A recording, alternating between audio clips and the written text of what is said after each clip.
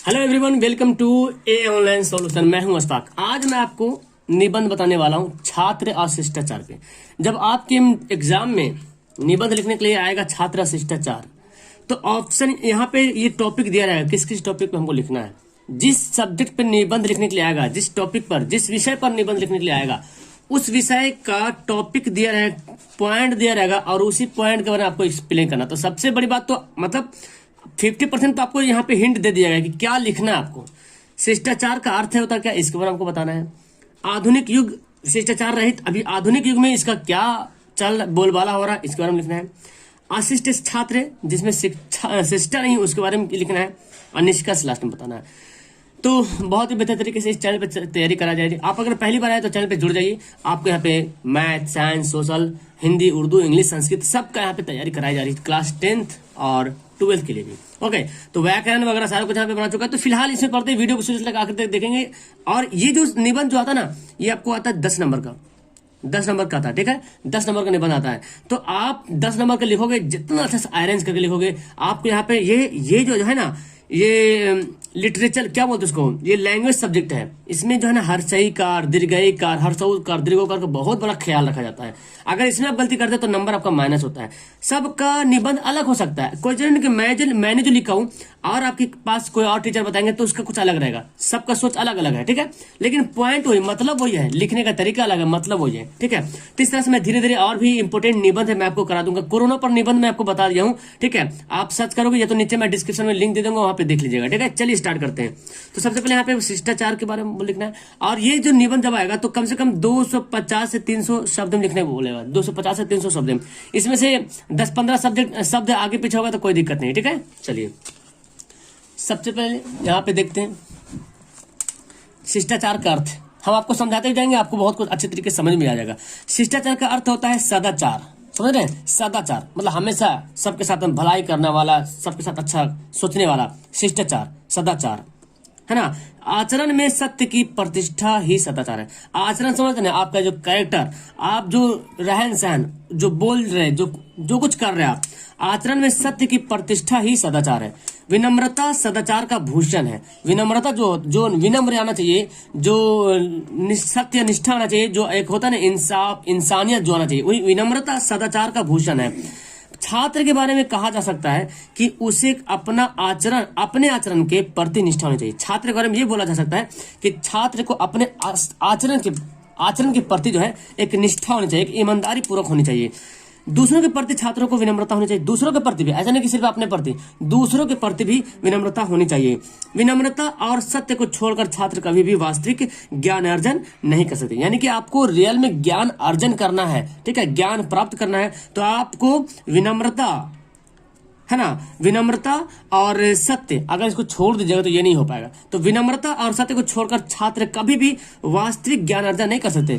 पढ़ तो लीजिएगा, ज्ञान अर्जन तो कर लीजिएगा, लेकिन कोई काम का नहीं रहेगा, ठीक है। तो अगर एक छात्र, एक शिष्टाचार जो छात्र है, उसको विनम्रता और सत्य को छोड़ना नहीं है, बल्कि साथ में ले चलना है। विनम्रता के अभाव में ज्ञान अर्जन असंभव है। अगर आपके पास विनम्रता नहीं है, विनम्रता समझ रहे हैं, मतलब इंसानियत टाइप का, है ना, मासूमियत जो होता है, इंसानियत जो होता है, सबके साथ सही कर सोचने वाला, सही कहने वाला, है ना। तो विनम्रता के अभाव में ज्ञान अर्जन असंभव है। जब आपके पास विनम्रता नहीं आएगा, सुकून नहीं आएगा, शांति मन से नहीं रहेगा, तो आप ज्ञान अर्जन नहीं कर सकते हैं।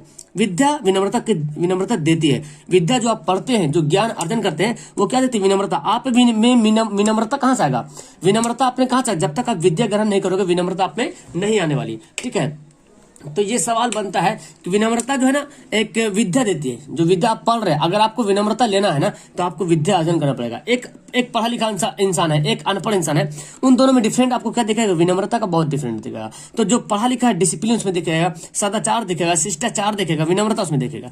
तो विद्या जो होता है विनम्रता देती है। जो विनम्रता विद्या के प्रति निष्ठा पैदा करती है, और विनम्रता का होता है विद्या के प्रति निष्ठा पैदा करती है कि अब मुझे उन्होंने विनम्रता दिया, इसलिए हम विद्या को बहुत वैल्यू देते हैं, बहुत ही अहमियत देते हैं, ठीक है।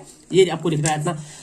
फिर देखो आधुनिक युग शिष्टाचार रहित, आधुनिक युग में इसके बारे में बताना। छात्र के शिष्टाचार का सीधा अर्थ यही है कि उसमें अध्ययन और गुरुजनों के प्रति निष्ठा होनी चाहिए। यानी कि छात्र अगर शिष्टाचार बोला जाए छात्र के लिए तो सीधा सीधा इसका अर्थ ये हो जाता है कि वो जो अध्ययन कर रहे, जो पढ़ाई कर रहे हैं, वो पढ़ाई, और गुरुजन जो उनके गुरु है, जो टीचर है, जो मास्टर है, जो उस्ताद है, उनके गुरुजनों के प्रति निष्ठा होनी चाहिए, गुरुजनों के प्रति ईमानदारी होनी चाहिए। मतलब ठीक है कि जो गुरुजन अगर हमको पढ़ा रहे तो हमें उसके साथ क्या व्यवहार करना चाहिए, उसे अध्ययन को प्रथम कर्तव्य समझना चाहिए।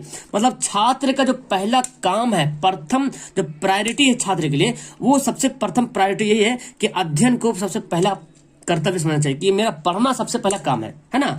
अध्ययन के प्रति कभी उसमें शिथिलता नहीं होनी चाहिए। मतलब अध्ययन के प्रति शिथिलता मतलब नहीं पढ़ेंगे अब मन उब गया, ऐसा कभी नहीं होना चाहिए, है ना। थोड़ा सा कभी कभी डाउन हो जाता है, लेकिन ऐसा कभी शिथिलता नहीं होनी चाहिए। ठीक है, कंटिन्यू होना चाहिए, कंटिन्यू, एकदम कंटिन्यू, लगातार। अध्ययन के प्रति कभी उसमें शिथिलता नहीं होनी चाहिए। छात्र का कर्तव्य है कि जो कुछ पढ़े दत्तचित्त होकर पढ़े तथा अपने पाठ के प्रत्येक पक्ष को विस्तार एवं सुगमता से जानने का प्रयास करे।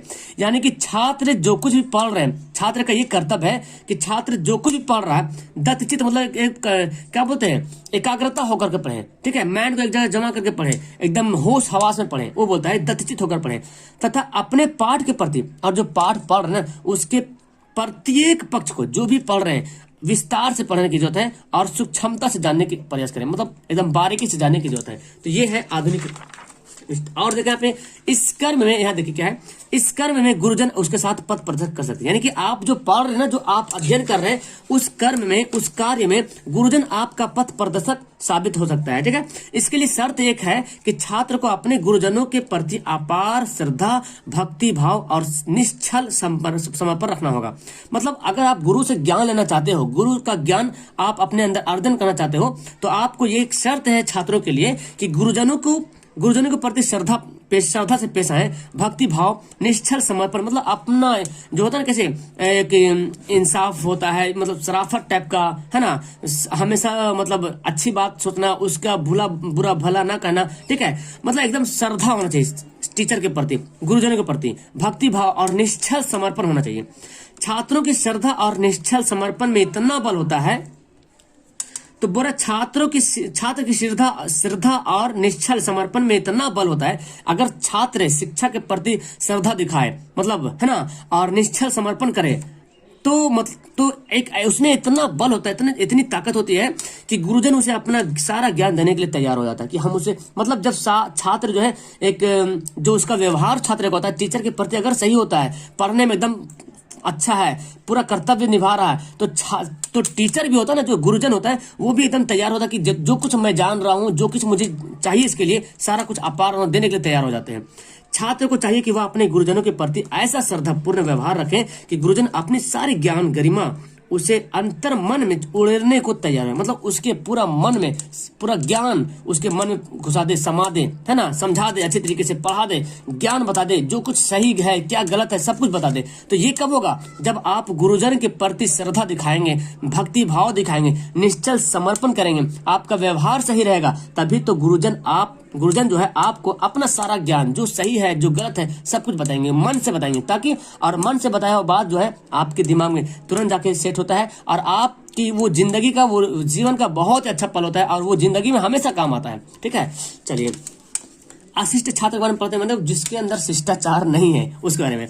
आधुनिक युग में गुरु शिष्य की पवित्र परंपरा का सर्वथा लोप हो गया। आजकल के जमाने में क्या देखते हैं कि गुरुजन क्या गुरु क्या चेला सब बराबर हो गया, सब लोप हो गया। मतलब जो परंपरा होना चाहिए गुरु चेला में, गुरु शिष्य में, सब खत्म हो गया। ना तो छात्रों में गुरुओं के प्रति श्रद्धा रह गई है, और ना ही गुरुओं में छात्रों के प्रति स्नेह भाव रह गया। बिल्कुल सही, ये एकदम हकीकत बात है कि ना तो छात्रों में गुरुओं के प्रति श्रद्धा रही है, और ना ही गुरुओं में छात्रों के प्रति स्नेह भाव रहा। छात्र, टीचर जा रहे हैं, रास्ते में मिल गए छात्र और साइकिल से चलाते हुए पास हो गए, प्रणाम सर, ऐसे ही पास हो गए। अरे भाई श्रद्धा दिखाइए, श्रद्धा। तो जब तक आप में श्रद्धा होगी नहीं, गुरुजन में भी स्नेह भाव खत्म हो गया। तो ये दोनों, मतलब आशिष्ट छात्र होने का दोनों यहाँ पे जिम्मेदार है, गुरु भी जिम्मेदार हो रहे हैं और छात्र भी जिम्मेदार है, दोनों आपस में जिम्मेदार हो रहे हैं। आज ज्ञान सूचना संग्रह मात्र रह गया।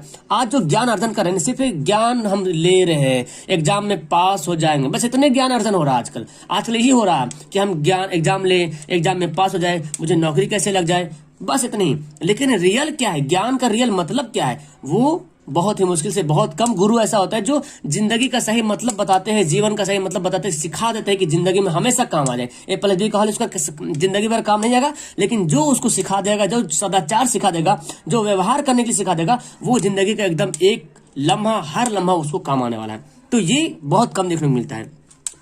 आज ज्ञान में आत्मा की दीप्ति नहीं है, ज्ञान में लगी ना कि अज्ञान में प्रकाश है, आत्मा मतलब खत्म हो गया है। गुरु शिष्य के संबंध में आज आत्मा गायब हो, पता नहीं चला कि कौन गुरु कौन शिष्य, मतलब एक दूसरे के प्रति जो आत्मा होना चाहिए, गुरु शिष्य के प्रति जो प्रेम, जो स्वभाव, जो व्यवहार होना चाहिए, वो तो मिलता ही नहीं है। अतः शिष्यों में केवल आचरण रह गया, शिष्यों में केवल आचरण रह गया है, किंतु आचरण से शिष्टा कोसों दूर हो गई। तो शिष्टा जो है मतलब क्या हो गया, कोसों दूर हो गई, मतलब गुरु को कैसे व्यवहार करना है। कभी गुरु अगर उसको कुछ दो बात बोल भी देते हैं छात्रों को, तो छात्र उल्टा गुरु को ही बोल देते हैं, यार ऐसा टीचर है, ऐसा बेकार है, नहीं पढ़ेंगे, है ना। कभी कभी जाते हैं पढ़ने के लिए, 100 रुपये कोई टीचर ले रहा, 100 रुपये फी, कोई टीचर ले रहा 500 रुपये फी, तो बोले हट 500 रुपये फी ले रहा है, ये बेकार पढ़ा रहा, हट सही नहीं पढ़ा रहा, उल्टा पुल्टा। तो देखो गुरु गुरु होता है, चाहे मैं हूं चाहे जो भी हो, जो भी आपको ज्ञान दे रहा ना वो गुरु ही है। तो आचरण तो है, टीचर स्टूडेंट में आचरण तो रहा, लेकिन शिष्टा खत्म हो गया है। जो व्यवहार होना चाहिए, जो आचरण, जो शिष्टाचार होना चाहिए, वो नहीं रहा है किसमें, गुरु ही, इसमें शिष्यों में। ठीक है, अब निष्कर्ष यहाँ पे ये पता चलता है कि छात्रों का विनम्र व्यवहार अपने माता पिता, गुरुजन और अध्ययन के प्रति होना चाहिए। छात्रों का जो विनम्र व्यवहार होना चाहिए, माता पिता के साथ तो होना चाहिए, गुरुजन के साथ होना चाहिए, और अध्ययन के प्रति भी होना चाहिए कि हम जो पढ़ रहे हैं एकदम सही से, एकदम विनम्र तरीके से, एकदम कर्तव्य समझ करके।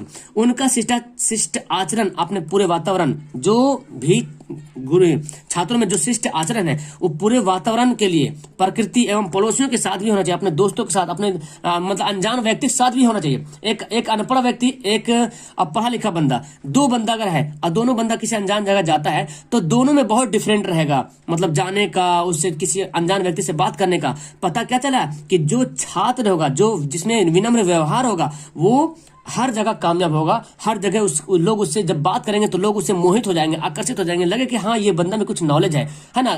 तो ये होना चाहिए व्यवहार छात्रों में। तो सिर्फ अपने माता पिता के साथ नहीं, गुरुजन के साथ नहीं, बल्कि अपने पड़ोसियों के साथ भी, क्योंकि उनके अध्ययन की पूर्णता में इनका भी महत्वपूर्ण योगदान। जो बच्चा, जो छात्र अध्ययन ग्रहण कर रहा है, उसके अध्ययन में जो ज्ञान, जो योगदान रह गया, वो वातावरण का भी योगदान है ना, पड़ोसियों का भी योगदान है, अपने दोस्त, अपने साथियों का भी योगदान है। तो ये कुछ इतनी सारे, मैं तो एक्स्ट्रा बात बोल दिया हूँ, ठीक है, लेकिन इतना सारी बात देखो, आप बोलेंगे सर इतना लंबा थोड़ा याद कैसे होगा। देखो याद करने का सिंपल तरीका मैं बता रहा हूँ, जिस तरह मैं आपको पढ़ा रहा हूँ ना, बस इसी तरीके से आप इसको नोट कर लो, चाहो तो, ठीक है, नोट कर लो, और अपने से इस तरह से ऐसा पढ़ाओ कि लगे बंदा कोई आगे बैठ करके और आप उसे पढ़ा रहे हो, बस ऐसा समझाओ। ये एक बार नहीं, आपको 4-5 बार 10 बार करके पढ़ाना पड़ेगा, 10 मिनट टाइम निकालना पड़ेगा, ठीक है। तो मतलब रटना नहीं है, बस इसी को अच्छी तरीके, जैसे मैं समझा रहा हूँ ना, उसी तरीके से आप बैठ जाओ अंधेरे में या तो उजाला में, ठीक है, और सामने दीवार है तो दीवार को ही समझा दो अच्छी तरीके से। आपको पक्का मैं 100% गारंटी लेता हूँ कि आपको ये सब, इससे अच्छा आप बोलोगे, इससे अच्छा आप याद करोगे। और कुछ नहीं कि मैं जो लाइन लिखा यही लाइन होना चाहिए,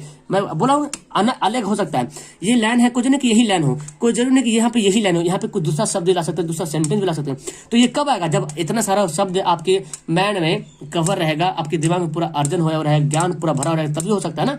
चलो, उम्मीद है कि इस तरह से, और भी आपको आपके मन में कौन कौन सा निबंध है जो नहीं समझ में आ रहा, मुझे कमेंट करो, उस पर भी मैं आपको वीडियो एक धीरे धीरे करके वीडियो प्रोवाइड कर दूंगा। ओके, वीडियो को यहाँ पे करता हूँ लास्ट। ओके, अच्छी लगी वीडियो तो लाइक करना, अपने दोस्तों को शेयर करना। That's all, thank you everyone, bye.